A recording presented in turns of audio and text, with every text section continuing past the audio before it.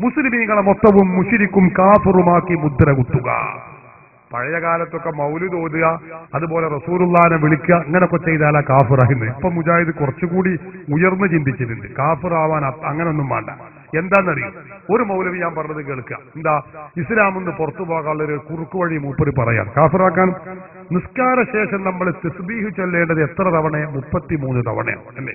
അത് ഒരാൾ 99 തവണ ചൊല്ലിയാൽ എന്താ ഉണ്ടാകുക? ഒന്നുമില്ല, ഓന്റെ കഥ കഴിഞ്ഞു. അതായത് ഓ ഇസ്ലാമെന്ന് പുറത്തു പോയി. നിസ്കാര ശേഷം ഒരാൾ 33 തവണ ദിക്ർ സുബ്ഹാനല്ലാഹ് ചൊല്ലണം. അതാണ് അഫ്ളൽ, അങ്ങനെ തന്നെയാണ് ചെയ്യേണ്ടത്.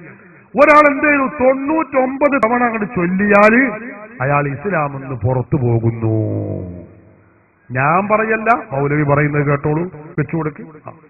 ഒരാൾ ലോറി നിസ്കാരത്തിന് ശേഷം സുബ്ഹാനല്ലാഹ്, അൽഹംദുലില്ലാഹ്, അല്ലാഹു അക്ബർ ഇത് 33 വട്ടമാണ്. എല്ലാവർക്കും അറിയാം. ലോകത്തൊരു മുസ്ലിമിന് എതിരെ അഭിപ്രായമില്ല.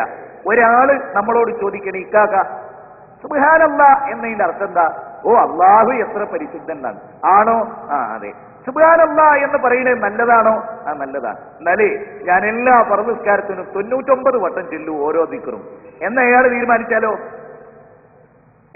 തീരുമാനിച്ചാലോ അവസ്ഥ കഥ കഴിഞ്ഞു. അയാളെ കഥ കഴിഞ്ഞു. ഞാൻ കഥ കഴിക്കുന്നല്ല, അയാളെ കഥ കഴിഞ്ഞു. ഇസ്ലാമെന്ന് പുറത്തുപോയി. 99 തവണ ചൊല്ലിയാൽ ആള് കഥ കഴിഞ്ഞ് ഇസ്ലാമെന്ന് പുറത്തുപോയി. ഇതേതാ മതം എന്ന് നമുക്കറിയണില്ല. നിങ്ങൾ ചിന്തിച്ചു നോക്ക്.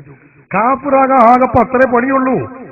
ഏത് ഖുർആനിലാണ് ഇതുള്ളത് നമുക്കറിയില്ല, ഏത് ഹദീസിലുള്ളത്. നമ്മളെ ഇമാമുകളെ കിതാബൊക്കെ പാള കിതാബാണ്, തോട്ടിക്കെറിയണമെന്ന് പറഞ്ഞ മൗലവിമാര് ഖുർആനിലെ 6000 ചില്ലാനം വരുന്ന ആയത്തുകളിൽ ഏതായത്തിലാണ് ഇത് പറഞ്ഞിട്ടുള്ളത് എന്ന് മനസ്സിലാക്കണം. എന്തൊരു കഷ്ടാണ്.